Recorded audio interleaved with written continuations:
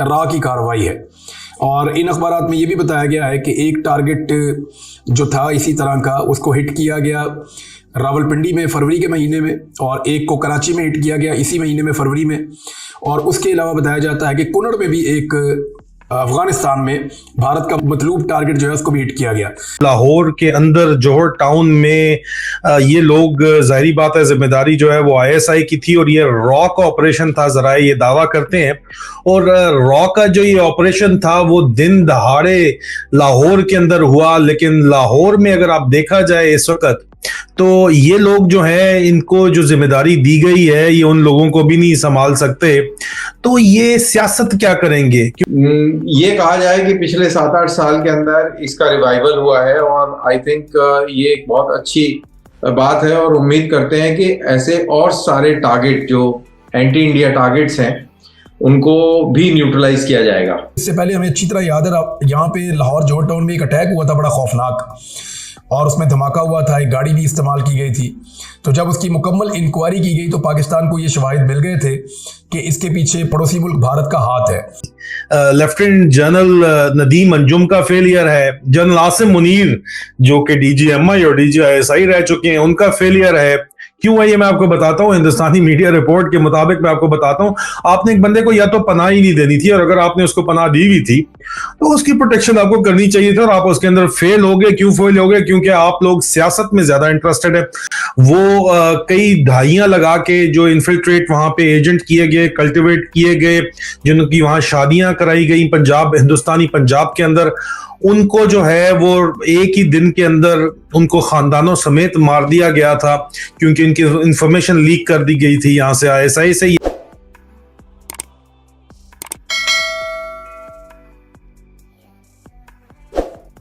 नमस्कार दोस्तों, स्वागत है आप सभी का टॉप न्यूज चैनल पर। पाकिस्तान के लाहौर में आईएसआई के नाक के नीचे जाकर रॉ ने खालिस्तानी कमांडर परमजीत पंजवार को दिन दहाड़े ठोक दिया। इससे पहले भी कराची में इसी तरह कश्मीरी आतंकी को रॉ ने दिन दहाड़े ठोक दिया था। इसी तरह इस्लामाबाद और अफगानिस्तान में भी ऐसी ही कार्रवाई रॉ द्वारा की गई थी। मोदी सरकार से पहले देश में ऐसी भी सरकारें रही थी जिन्होंने हमारी एजेंसियों को कमजोर बना दिया था। 2014 के बाद सभी इंटेलिजेंस एजेंसी दबाकर काम कर रही है। इस खालिस्तानी आतंकवादी को पाकिस्तान आर्मी की तरफ से 2 गार्ड भी मिले थे, उसमें से एक मारा गया और एक बच निकला। भारत में आतंकवाद फैलाने वालों को पाकिस्तान की आर्मी पूरी सुरक्षा देती है। आईएसआई इन आतंकवादियों की सिक्योरिटी और पूरा खर्चा उठाती है। इतना पाकिस्तान का सपोर्ट होने के बावजूद रॉ धीरे धीरे इन सभी आतंकवादियों को ठिकाने लगा रही है। हाफिज सईद की सुरक्षा में 100 से ज्यादा पाकिस्तानी सैनिक लगे हैं, फिर भी रॉ ने हाफिज सईद के घर के आगे धमाका करवाकर हाफिज को इतना डराया कि काफी दिन तक जुलाब लगे थे, और अभी तक हाफिज को रात में नींद नहीं आती है। टॉप न्यूज पर आने के लिए धन्यवाद दोस्तों।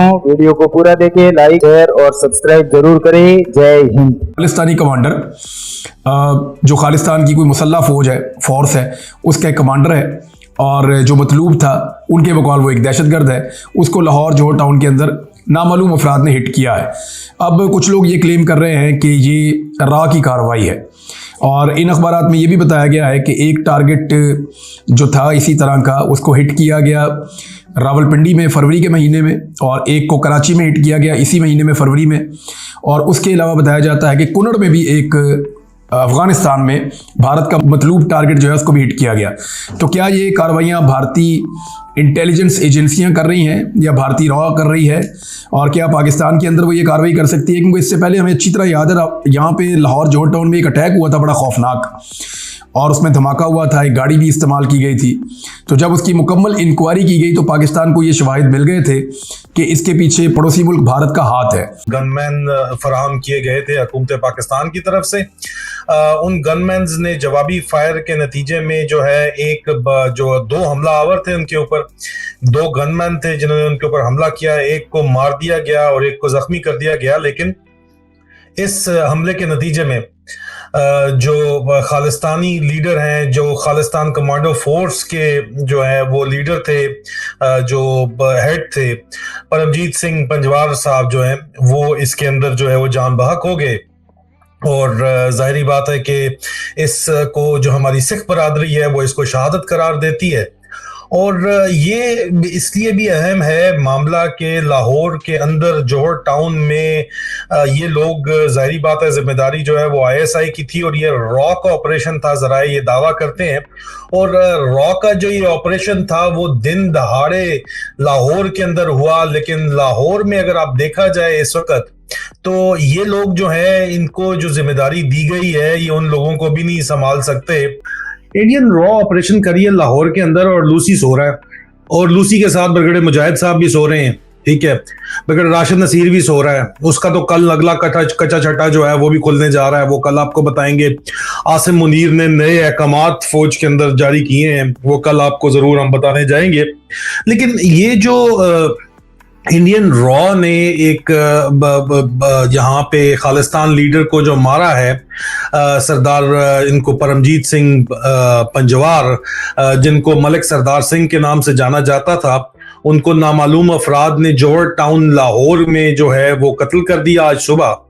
और परमजीत सिंह पंजवार जो है वो खालिस्तान का एक जो सेपरेटिस्ट ग्रुप है वो लीड करते थे और इंडिया में वांटेड थे। और ये मिस्टर हनी बनी लेफ्टिनेंट जनरल नदीम अंजुम का फेलियर है, जनरल आसिम मुनीर जो कि डीजीएमआई और डीजीआईएसआई रह चुके हैं उनका फेलियर है। क्यों है ये मैं आपको बताता हूँ। हिंदुस्तानी मीडिया रिपोर्ट के मुताबिक मैं आपको बताता हूँ, आपने एक बंदे को या तो पनाह ही नहीं देनी थी, और अगर आपने उसको पनाह दी हुई थी तो उसकी प्रोटेक्शन आपको करनी चाहिए थी, और आप उसके अंदर फेल हो गए। क्यों फेल हो गए? क्योंकि आप लोग सियासत में ज्यादा इंटरेस्टेड है, या फिर आपने एक दफा फिर सिखों की पीठ में छुरा घोंपा, बिल्कुल उस तरह जिस तरह अभी बिलावल भुट्टो वहां पे गए हुए हैं। तो उनकी वालदा जब गई हुई थी तो खालिस्तान मूवमेंट पूरी की पूरी जो है वो कई दहाइयां लगा के जो इन्फिल्ट्रेट वहां पे एजेंट किए गए, कल्टिवेट किए गए, जिनकी वहां शादियां कराई गई पंजाब, हिंदुस्तानी पंजाब के अंदर, उनको जो है वो एक ही दिन के अंदर उनको खानदानों समेत मार दिया गया था, क्योंकि उनकी इंफॉर्मेशन लीक कर दी गई थी यहाँ से आईएसआई से। ये स्कैंडल बड़ा मशहूर है। एतजाज अहसन साहब कहते हैं कि मैंने को बंद लफाफा दिया था, मुझे नहीं पता उस लफाफे के अंदर क्या था, लेकिन ये स्कैंडल हमेशा जो है इल्जाम लगाया जाता है कि बेनजीर हुकूमत के अंदर ये काम किया गया था। और जनरल कल्लू जो है आईएसआई की तारीख में रिटायर्ड लेफ्टिनेंट जनरल कल्लू को लगाया गया था वहां पे, और जनरल कल्लू से ये बेनजीर ने उस वक्त तो ताकत में थी ज़िया-उल-हक की जो है वफात के बाद, तो फिर उन्होंने ये काम किया था और उन्होंने जो है वो पीस इनिशिएटिव के तौर के ऊपर खालिस्तान नेटवर्क पूरा दे दिया था। अब क्या ये वजह है इसकी? ये भी गौर तलब सवाल है, एक बहुत बड़ा सवालिया निशान जो है वो यहाँ पे खड़ा होता है इस फेलियर की वजह से। मैं आपको बताता चलूं, ये जो परमजीत सिंह पंजवार हैं ये 1990 की दहाई में पाकिस्तान आए थे। उस वक्त से उनकी जो आउटफिट है खालिस्तान कमांडो फोर्स के नाम से जानी जाती है, और हिंदुस्तान की सरजमीन पे बहुत से हमलों में जो है वो मुलविस रही है। ये हिंदुस्तानी मीडिया भी दावा करता है और पाकिस्तानी सोर्सेज जो है वो इस बात की बिल्कुल एक्नॉलेज इसकी करती हैं, इस बात को कि बिल्कुल ये बात है। जनरल अरुण वादिया जो है, जनरल अरुण वादिया आर्मी चीफ थे ऑपरेशन ब्लू स्टार के दरमियान, जो कि सिखों के खिलाफ अमृतसर के अंदर उनके गुरुद्वारे गोल्डन टेम्पल की बेरुमती की गई थी। उस वक्त जो है वो ऑपरेशन ब्लू स्टार के इंचार्ज थे। नतीजे में जो है उनको भी मारने का क्रेडिट जो है वो परमजीत सिंह पंजवार को जाता है कि उनको जो है इन्होंने वहां पे कत्ल किया था हिंदुस्तान के अंदर। इनकी जो KCF नामी तंजीम है खालिस्तान कमांडो फोर्स के नाम से, इसने उनको जो है वो कत्ल किया था।